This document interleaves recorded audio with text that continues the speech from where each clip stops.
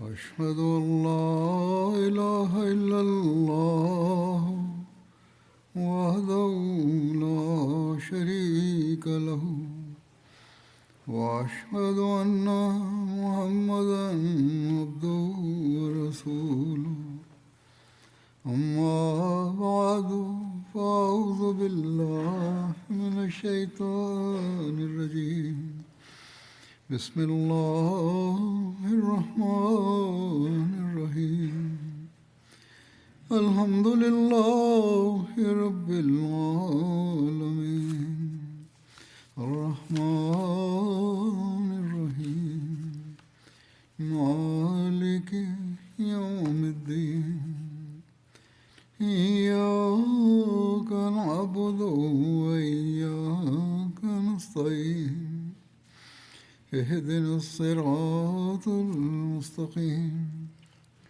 صراط الذين أنعمت عليهم غير المغضوب عليهم ولا الضالين.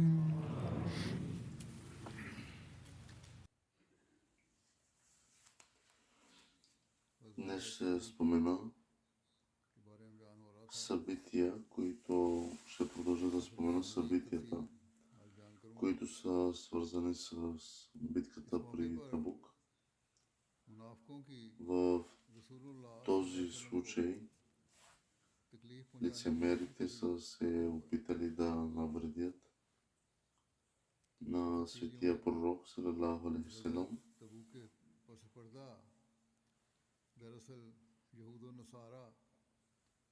И между евреите, християните и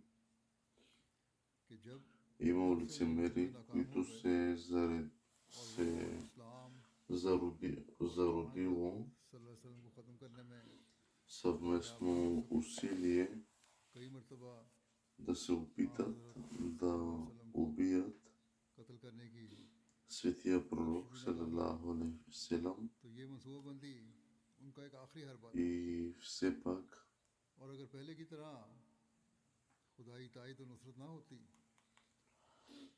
всеки път, когато е изглеждало, че поражението на мюсюлманите е сигурно, Аллах по чудодеен начин е помагал на мюсюлманите и светия пророк салалаху алейхи ва салям, дарявайки решителна победа.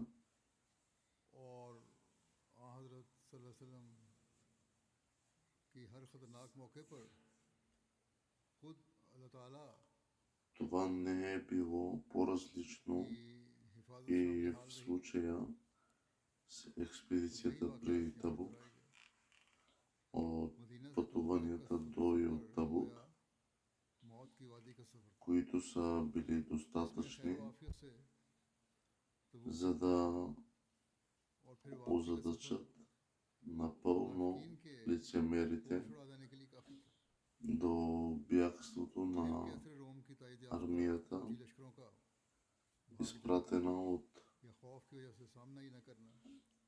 римския император, или факта, че те дори не са се изправили лице в лице с мюсюлманите за битка от страх, и племената на границите на Арабия, идващи при светия пророк салалаху алейхи ва салям, търсейки мирни договори,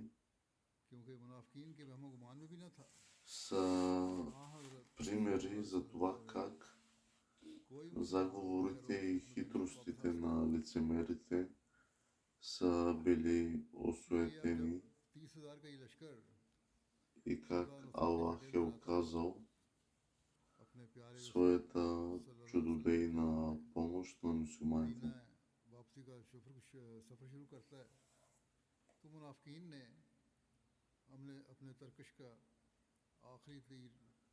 Докато мюсюлманите започвали обратното първото си пътуване към Медина, лицемерите направили последен опит да обезкуражат мюсюлманите и светия пророк салалаху алейхи ва салям.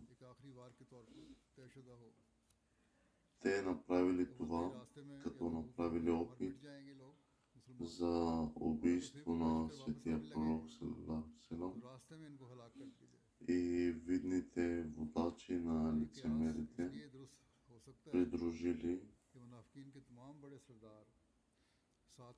мюсюлманската армия и разпространявали фалшива пропаганда навсякъде.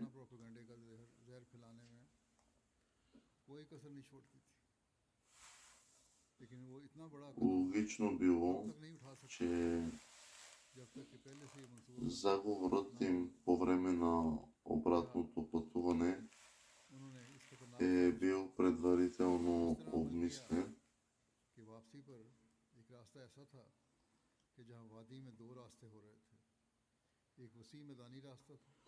докато мюсюлманската армия се връщала към Медина,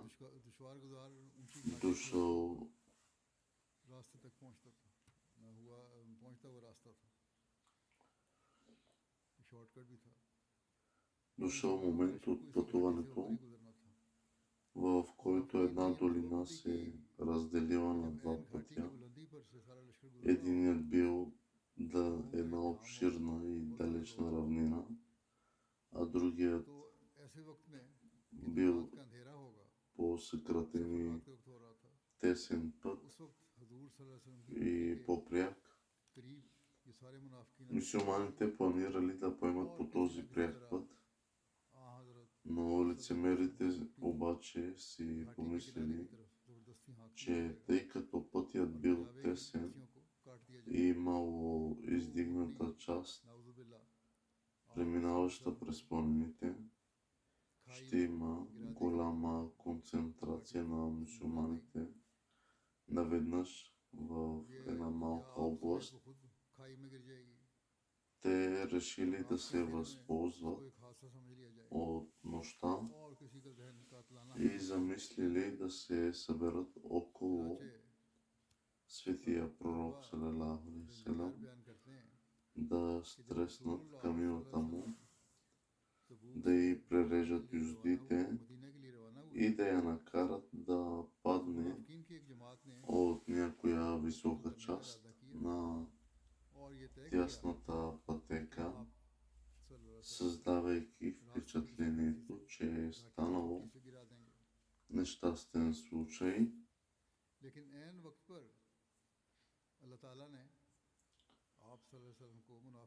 Аллах е информирал светия пророк салалаху алейхи ва салям за този зловещ заговор.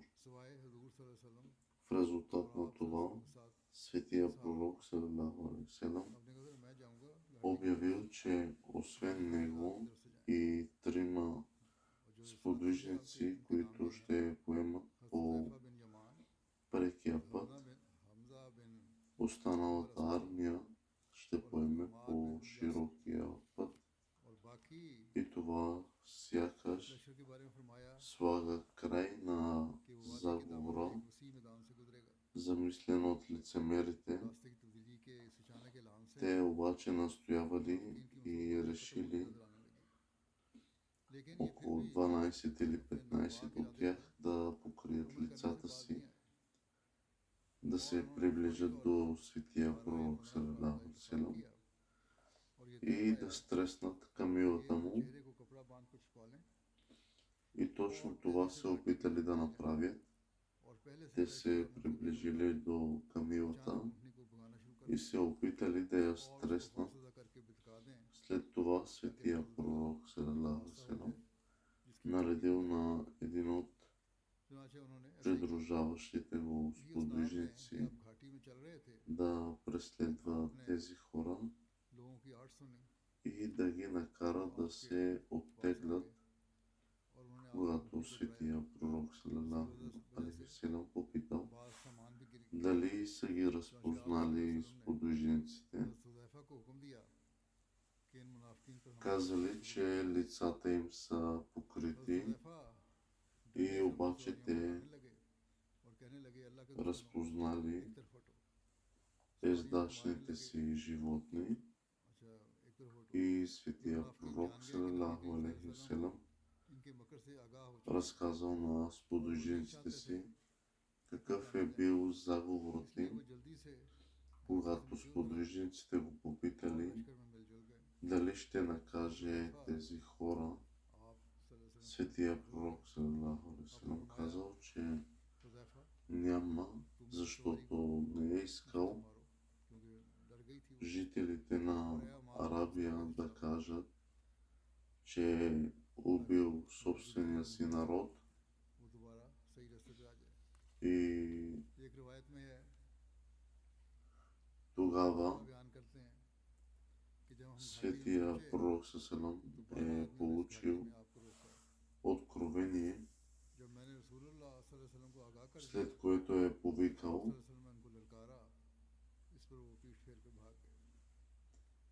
един от сподвижниците и казал, че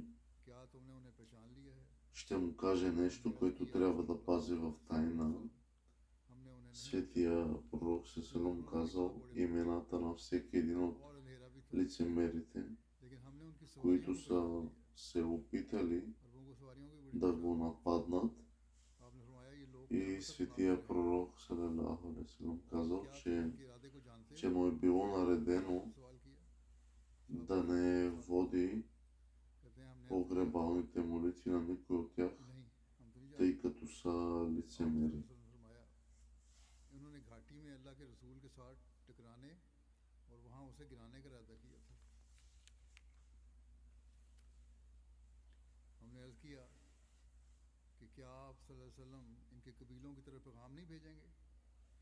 Сподвижникът, на когото светия пророк салалаху е казал това, е бил Хазрат Худейфа, и по нареждане на светия пророк салалаху той е пазил имената им в тайна.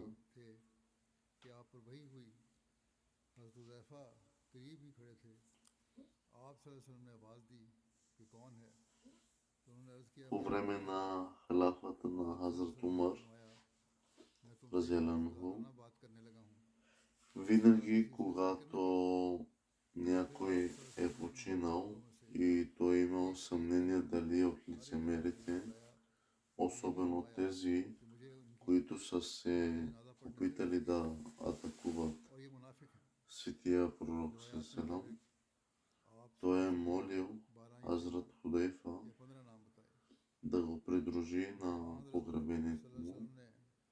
И ако Хазрат Худейфа е отказвал да го придружи, той е знаел, че те са едни от хората, за които светия пророк салалаху е разказал на Хазрат Худейфа, и за това той не е отишъл на погребалната им молитва.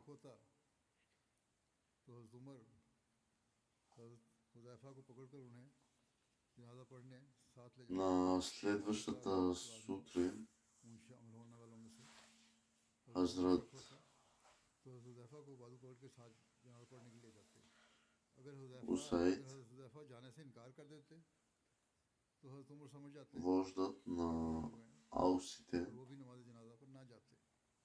се е срещнал с светия пророк салалаху алейхи васелам и светия пророк салалаху го информирал за събитията от предходната нощ и опита за покушението срещу него. След това Хазрат Усайд поискал светия пророк салалаху алейхи васелам да издаде заповед тези хора да бъдат изправени пред съда, и светия пророк салалаху да издаде заповед тези хора да бъдат изправени пред съда. Светия пророк салалаху обаче отговорил, че не иска хората да казват, че след като враждите с неверниците приключили, той започнал да преследва собствения си народ и Хазрат Усейд отговорил, че как е възможно тези, които са го нападнали, да се считат за негов собствен народ.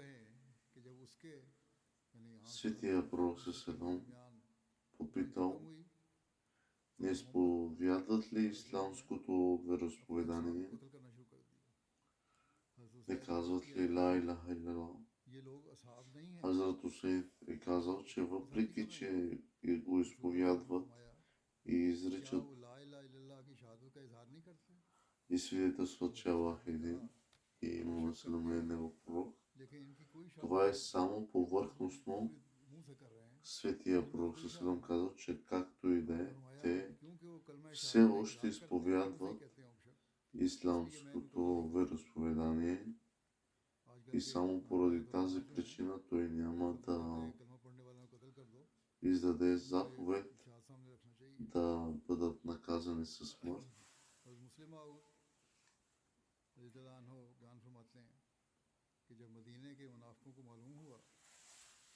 И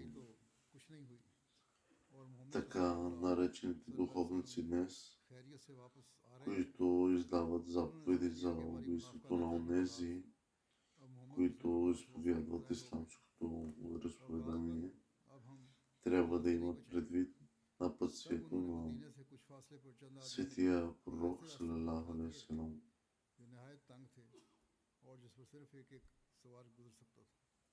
जब आप इस जगह के करीब पहुंचे तो आपको अल्लाह ताला ने वही से बता दिया कि आगे दुश्मन रास्ते के दोनों तरफ छुपा बैठा है।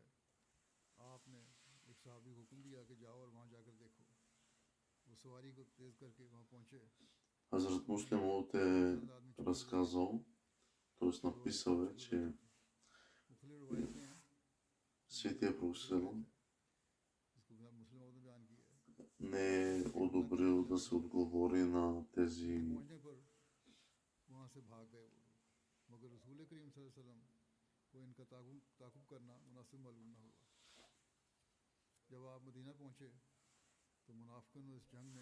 на противниците, въпреки че те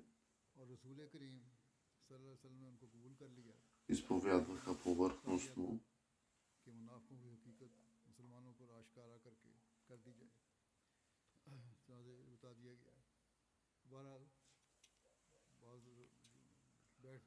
но тяхната идея е била да допринесат някаква вреда на светия пророк салам. И когато те са видяли,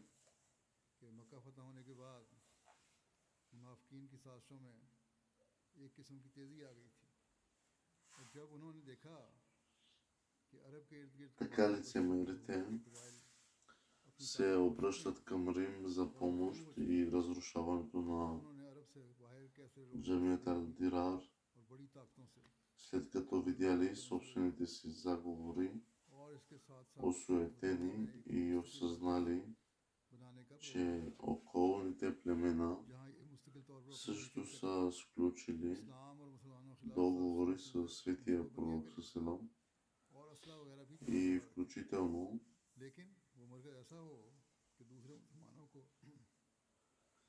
еврейските племена, лицемерите решили, че е време да потърсят помощ извън Аравия и по-специално от римския император. Те също така се опитали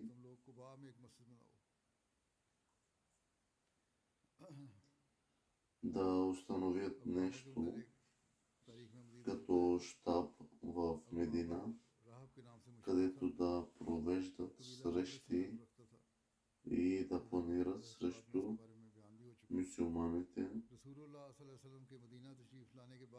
Те също така ще ли да съхраняват оръжия тук, но те трябвало да бъдат такива, че да останат далеч от погледа на мюсюлманите и лицемерите се обединили с Бану Амир, която предложила този щаб да бъде установен.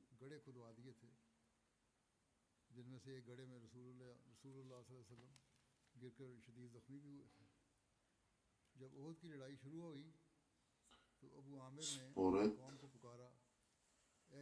разказите, когато светия пророк саллалаху алейхи ва саллям се завърнал в Медина, Абу Амир се е срещнал с светия пророк саллалаху алейхи ва саллям и го попитал за ислама. Светия пророк саллалаху му разказал и го поканил да приеме ислама. Абу Амир обаче отказал и вместо това се е подиграл на светия пророк саллалаху. И той подигравателно казал, че който и да е от двамата лъжци, Бог трябва да ги изгони от земята и да ги убие.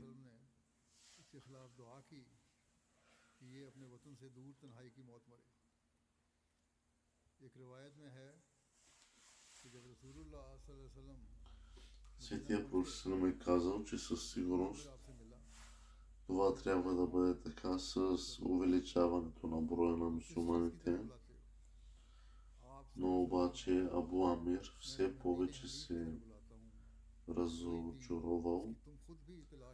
Той обединил сили с лицемерите и построил джамия в Куба, която да служи като тяхна централа, известна като Масджид Дирар. И тук се събирали хора с сходните интереси и Абу Амир ги подстрекавал да се противопоставят на светия пророк.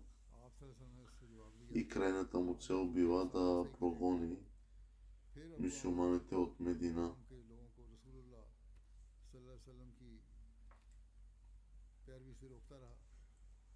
Абу Амир се е срещнал с римския император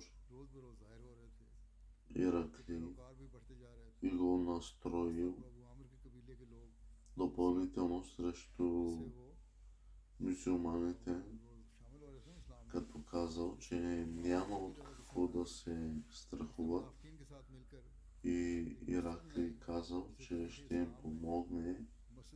Абу Амир предал тази новина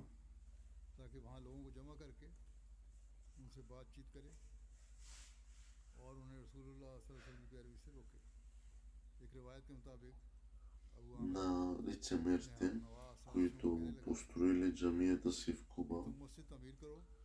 И в крайна сметка обаче Абу Амир не успял да осъществи целта си, тъй като все още бил в Сирия, когато починал сам с други думи. Думите му към светия пророк саллалаху се оказали верни и освен ако не се оказали верни неговия собствен случай, каза, че това са събития, които се случили се преди светия пророк саллалаху да тръгне за Табук. И лицемерите се обърнали към светия пророк саллалаху, молейки го да се помоли в тяхната джамия, лъжейки и казвайки, че се я построили за добри цели, Светия пророк Селам казал, че може би ще се помоли в тази джамия, след като се върне от пътуването си. И когато светия пророк Селам се върна от Табук, бил разкрит следният стих от Корана относно джамията.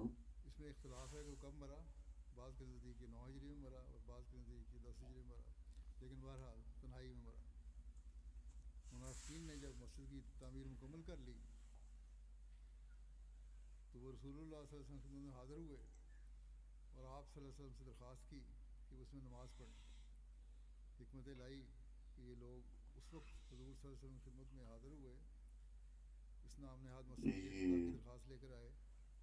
जब आप Сред лицемерите са онези, तैयारी कर रहे थे, които са построили джамия, за да навредят на ислама, हमने बीमारों да подпомогнат неверието и да причинят разделение сред вярващите और हमारे लिए и да приготвят засада за онзи, който е воювал срещу Аллах и неговия пратеник.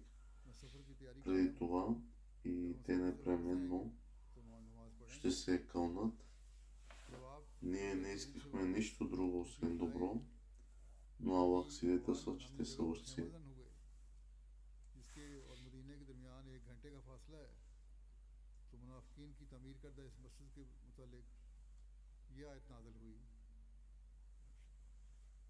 वल्लज़ीन इत्तख़ज़ू मस्जिदन ज़िरारम व कुफ्रन व तफ़रीक़न बैनल मोमिनीना व इरसादन लिमन हारब अल्लाह व रसूलहु मिन क़ब्ल वला याहलिफ़ुन्ना इन И अरदना сред лицемерите са онези, वल्लाहु यशहदु, които са построили джамия, за да навредят, на ислама, कुफर फैलाने да подпомогнат неверието и да причинят разделение сред вярващите и да приготвят засада за онзи, който е воювал срещу Аллах и неговия пратеник. जरूर वो कसमें खाएंगे Преди това и те непременно जबकि अल्लाह गवाही ще се кълнат. कि वो यकीनन Ние не искахме нищо друго, освен добро, но Аллах свидетелства, че те са лъжци. बिन अदी को बुलाया और उनको मस्जिद ज़िरार गिराने का हुक्म दिया। След като получил това откровение, हज़रत आसिम बिन अदी और светия пророк Селам е наредил वाशी на определени сподвижници आ हज़रत да отидат के लिए भेजा था। и да разрушат тази джамия. में लिखा है Когато джамията била подпалена, उन्होंने पहले 2 अफराद को онези, които я посещавали, उनकी आनत के लिए भिजवाया। се разпръснали и избягали. आप И във всеки случай ज़िरार की तरफ जाने का светия пророк Селам उसे गिरा दें और आग लगा दें। прощавал चुनांचे ये सब लोग извършените престъпления हज़रत मालिक и оплаквания, причинени от лицемерите, इंतजार करो यहाँ तक и винаги пренебрегвал техните खजूर की सूखी टहनियों को आग लगा कर ले आए। फिर वो मगरिब की इशा के दरमियान ексцесии. मस्जिद ज़िरार के पास पहुंचे। Едва когато те представлявали заплаха за उस वक्त इस मस्जिद के बनाने वाले страната, लेकिन мястото, आग लगने के बाद светия пророк Селам जब предприемал действия वसल्लम и това било само आप सल्लल्लाहु अलैहि वसल्लम ने ये जगह срещу централата, където те са се събирали. आसिम बिन अदी ने मदद की कि इसके बारे में अल्लाह ताला ने जो नाज़िल करना था कर लिया। Когато светия пророк Селам се връщал в Медина, मुझे ज़रूरत भी नहीं है, той изразил любовта си към बिन अकरम Медина दे दें। и нейните жители. रसूल Когато се приближил до Медина, दे दी светия пророк Селам изразил, че के नाम भी बयान किए हैं। обича всяка част от Медина и според हज़रत सल्लल्लाहु अलैहि едно предание वसत हौसला और अफो दरगुजर की एक रोशन तरीन मिसाल है कि कदम светия пророк Селам казал, че की तरफ से खतरनाक साजिशों को иска бързо да се върне в Медина और कत्ल तक की и който желае да се върне бързо, трябва да се присъедини към него. लेकिन आप सल्लल्लाहु अलैहि वसल्लम हमेशा हर मौके पर उन्हें माफ़ फरमाते हैं Светия пророк Салам също казал, че във всички домове на ансарите има просперитет. वरना वहाँ भी सख्त सजाएं नहीं दी गई जबकि दी जा सकती थी हज़रत मुस्लिम ने मुनाफिकीन के किरदार का जिक्र करते हुए बयान किया है कि रसूल करीम सल्लल्लाहु अलैहि वसल्लम को खुदा ताला ने वही से Има две कुबा की групи хора, इसलिए बनाई है които са останали на страна के बहाने से वहाँ जमा हुआ करें от битката при Табук. किया करेंगे वो गिरा दी जाए Едната е групата лицемери, मुसलमानों की दूसरी मस्जिदों में नमाज पढ़ा करें спрямо които Аллах е изразил недоволството си, पता लग भी а другата е групата от онези, които са били искрени मदीना और अंसार в вярата и са желали किरदार का एक और да участват कि कम в битката, но са били или толкова бедни, मदीना वापस че въпреки усилията си не са могли ला रहे थे да се присъединят към армията किरदार или не са могли да участват सल्लल्लाहु अलैहि वसल्लम को поради някаква болест तो आप सल्लल्लाहु अलैहि или неразположение वसल्लम वहाजा и Бог е приел извинението им. गुना और नहिबु ये ताबा है Когато Светия Пророк Салам се पाकीज़ा और उम्दा върнал в Медина, ये वो पहाड़ है जो हमसे मोहब्बत करता है और हम इससे मोहब्बत करते हैं Светия Пророк Салам е казал, से आप सल्लल्लाहु अलैहि वसल्लम की मोहब्बत че в Медина има някои, които всъщност са били दिया तो इखलास व с мюсюлманската армия अपने खून से по време на цялото им пътуване духом, नहीं भूल визирайки онези, които са नबी सलाम नबी останали поради फरमाया основателна मुझे причина. जल्दी पहुंचना है इसलिए जो तुम में से मेरे साथ जल्दी जाना И Светия Пророк Салам е казал, और फिर ये भी फरमाया че तुम्हें अंसार के молитвите, които са सहाबा ने отправяли, कहा कि जरूर докато са били по домовете си, बनी नजार са били по-ефективни от फिर फरमाया боравенето с оръжия खजरज की и затова те са били част सारे घरों में ही от благословите на това रिवायत में пътуване. कहते हैं कि साद बिन उबादा हमसे आ मिले तो अबू सैद ने कहा कि क्या तुम्हें मालूम है कि रसूलुल्लाह सल्लल्लाहु अलैहि वसल्लम ने अंसार के घरों की फजीलत बयान की और हमें आखिर पर रखा है और साद रसूलुल्लाह सल्लल्लाहु अलैहि वसल्लम के पास गए Когато Светия Пророк Салам се е връщал в Медина, आपने така той изразил и любовта си към Медина и нейните жители, когато се е приближил इनका नाम आया था до Медина, वो भी देखा करते थे साहब इस पर изразил, че обича всяка част от Медина и според नहीं है едно предание में से इतना ही तो казал, че иска бързо да се върне в Медина खैर वालों में शामिल कर लिया и който желае да се върне бързо, трябва да се присъедини към него. शुरू में बयान हो चुका है И така във всички домове на ансарите ग्रोथ है е имало मुनाफिकीन का просперитет. जिनसे अल्लाह ताला ने नाराज़गी का इजहार फरमाया और दूसरा ग्रोह उन लोगों पर मुश्तमिल था जो अपने ईमान में मुखलिस थे और जिहाद में शामिल भी होना चाहते थे लेकिन या तो इतने गरीब थे कि बावजूद कोशिश के इनको जाने के वसाइल और ज़राए मुहैया नहीं हो सके या वो किसी बीमारी और माजूरी की वजह से शामिल नहीं हो सके और अल्लाह ताला ने कुरान करीम में सूरह तौबा आयत 91 में इनकी उज़र को कबूल फरमाया चुनांचे बुखारी की एक रवायत में है कि ग़ज़वा तबूक से वापसी पर जब मदीने के करीब पहुँचे तो हज़रत सल्लल्लाहु अलैहि वसल्लम ने फरमाया मदीने Светия Пророк Салам е казал, कोई सफ़र किया है या कोई वादी तय की है तो वो че तुम्हारे साथ साथ ही на сахабите, че इस पर सहाबा ने हैरत и करते हुए कहा Медина या रसूलुल्लाह सल्लल्लाहु अलैहि वसल्लम वो मदीना में है यानी मदीने че में е имало някакви хора, които са останали в Медина वो मदीना में поради болест और बीमारी वगैरह के и не са могли да присъстват с него. एक और रिवायत में है कि नबी अकरम सल्लल्लाहु अलैहि वसल्लम जब तबूक से वापस तशरीफ लाए तो आपने अल्लाह ताला का शुक्र अदा करते हुए फरमाया अल्हम्दुलिल्लाह अला मा रज़क़ना फी सफरना हाज़ा Цялата възхвала принадлежи на Аллах, който е дарил с всичко необходимо нас по време на пътуване. И Хазрат Айша е казала: о пророк на Аллах, ти си изтърпял трудностите по време на път, но тези трудности без търпението за тези трудности, как би могло да се случи?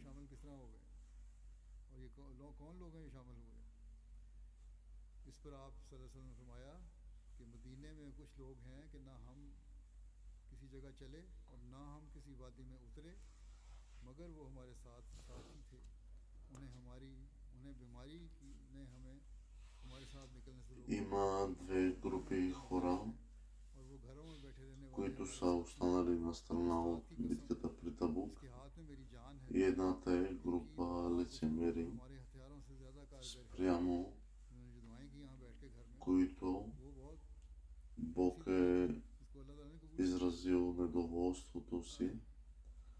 А другата е група और अहले मदीना के от онези, които са били искрени है कि ग़ज़वा तबूक से в вярата हज़रत सल्लल्लाहु अलैहि वसल्लम и са желали да участват в битката, जो क्या होते हैं но са били толкова бедни, ज़ियारत के लिए че въпреки усилията си मदीने से बाहर не са могли да се присъединят към армията पढ़ने लगे или не са могли да участват поради някаква болест.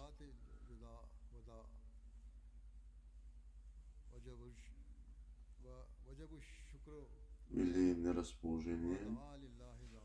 И Аллах е приел извинението им, когато светия пророк Селам се върнал в Медина.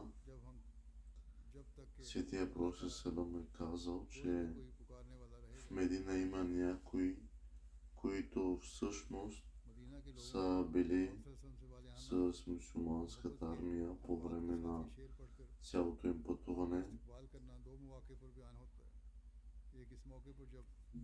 духом, визирайки онези, които са останали поради основателна причина.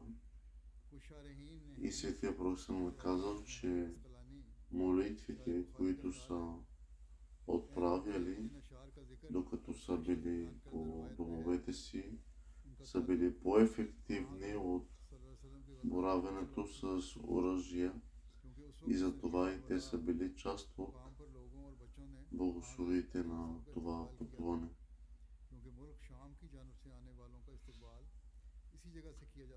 Когато Светия Пророк се завърнал в Медина, той бил посрещнат от мъже, жени и деца, които са се събрали в Саниятул Вада и изпяли стихове, приветствайки Светия Пророк Селам при завръщането му вкъщи.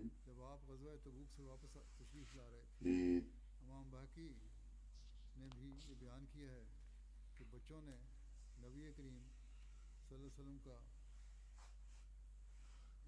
възможно е и при двата случая тези стихове да са били прочетени.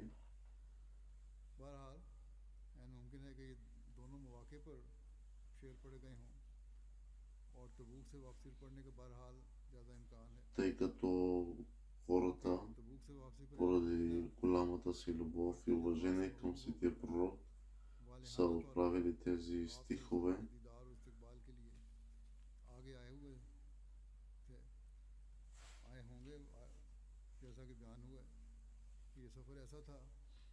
इसके मुतालिक मुनाफिकीन ने अफवाहें ऐसी फैला रखी थी कि जब आ हज़रत सल्लल्लाहु अलैहि वसल्लम और सहाबा के Той е бил посрещнат от мъже, от жени, деца, जो सूखे धागे पर възрастни. जाता है मदीना के मुसलमान Всички क्या били बच्चे क्या излязли क्या отвън औरतें क्या मर्द и सब пяли इस खुशी के मौके тези पर आपसे стихове, इस्तकबाल के लिए приветствайки светия пророк със едно при завръщането му.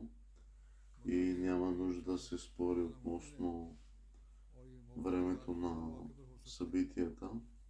इसमें बहस की ज़रूरत नहीं है लेकिन ये बात बहरहाल साबित होती है कि मदीना आने के बाद आ हज़रत सल्लल्लाहु अलैहि वसल्लम से मोहब्बत का जो इदराक इन मुसलमानों को हासिल हुआ Ще продължа да споменавам събитията в था जो पहले следващата си проповед.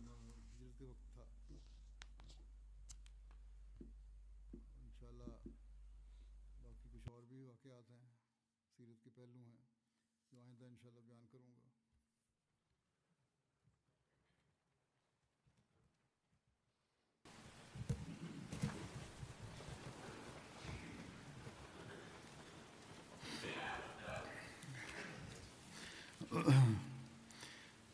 الحمد لله نحمده ونستعينه ونستغفره ونؤمن به ونتوكل عليه ونعوذ بالله من شرور أنفسنا ومن سيئات أعمالنا من يهده الله فلا مضل له ومن يضلل فلا هادي له ونشهد أن لا إله إلا الله ونشهد أن محمدا عبده ورسوله عباد الله رحمكم الله إن الله يأمر بالعدل والإحسان وإيتاء ذي القربى وينهى عن الفحشاء والمنكر والبغي يعظكم لعلكم تذكرون اذكروا الله يذكركم وادعوه يستجب لكم ولذكر الله أكبر